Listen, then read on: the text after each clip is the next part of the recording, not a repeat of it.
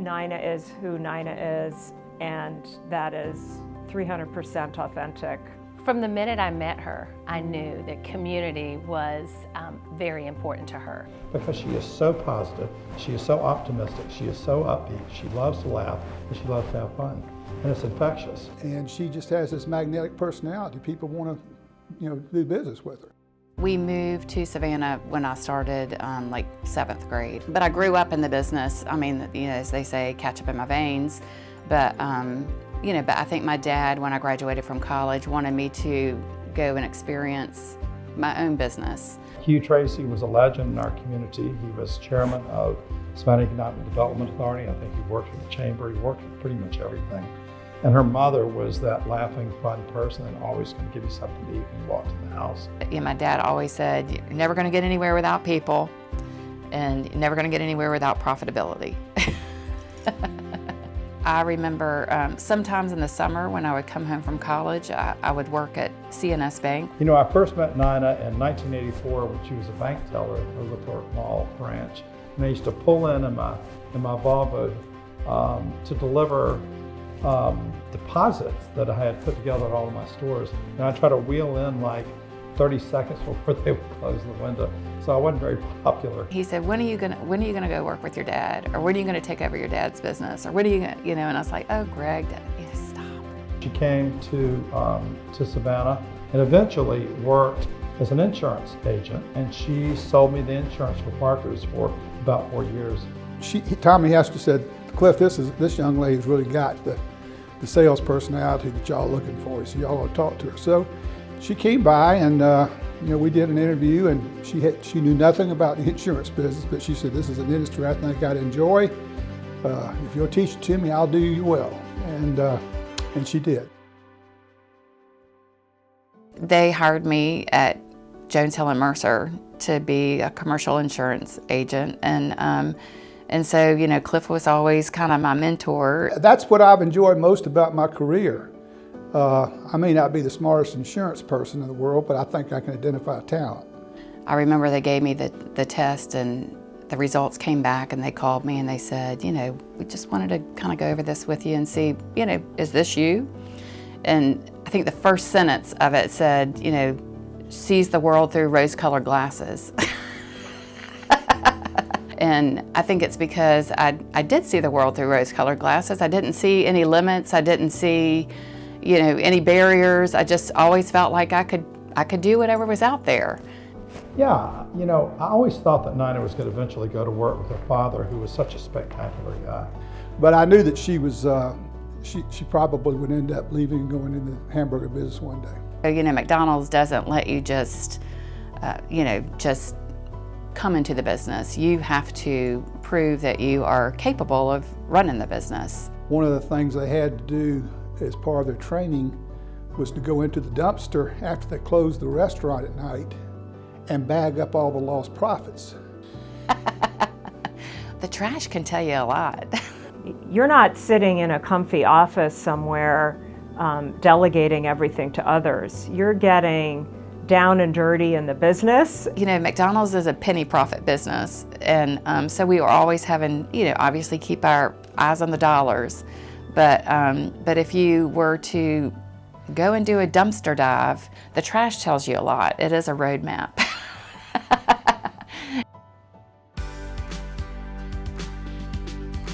There are unintended consequences to giving back to the community where you do business. You do things for other people, and people want to do things to help you as well.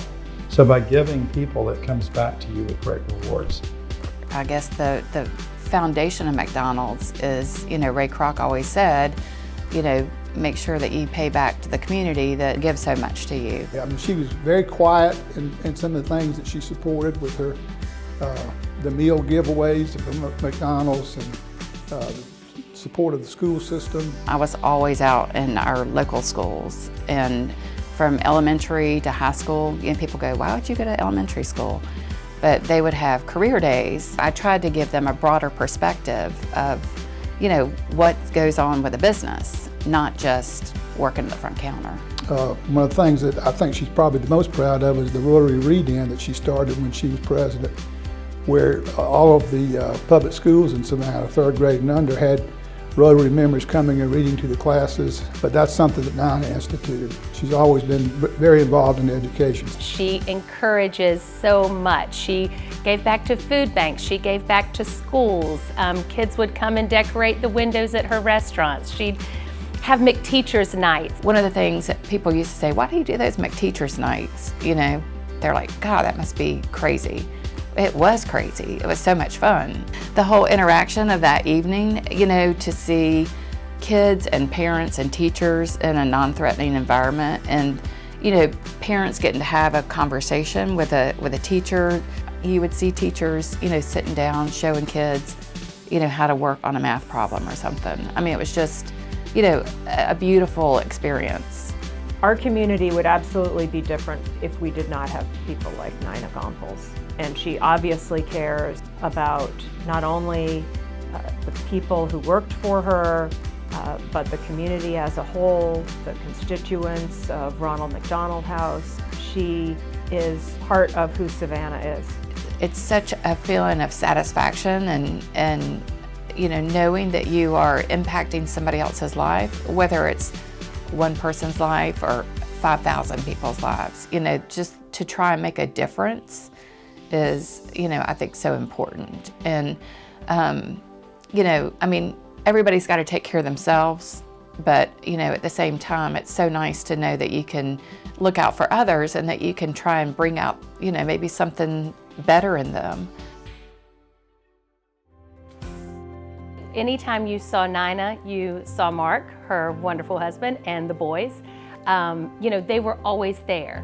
She wanted to make sure William and Matthew knew exactly what community was all about. I think they both got left in the backseat of the car for too many times.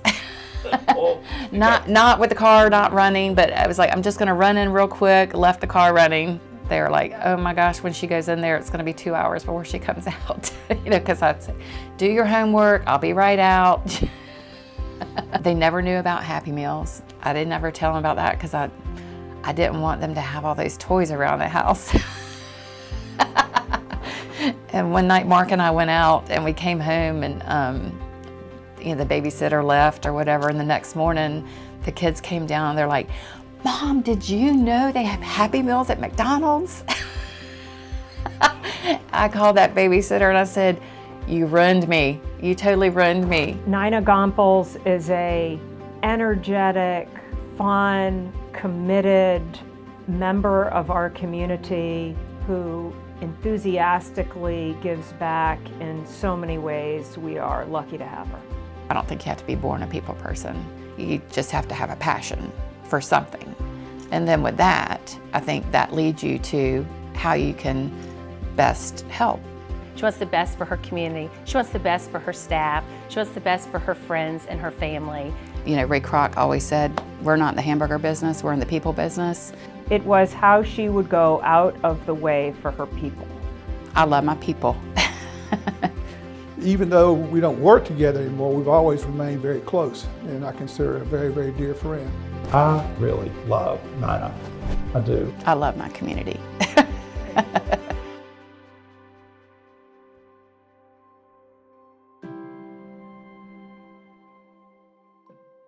Nina Gompels is a laureate in the Junior Achievement Savannah Business Hall of Fame.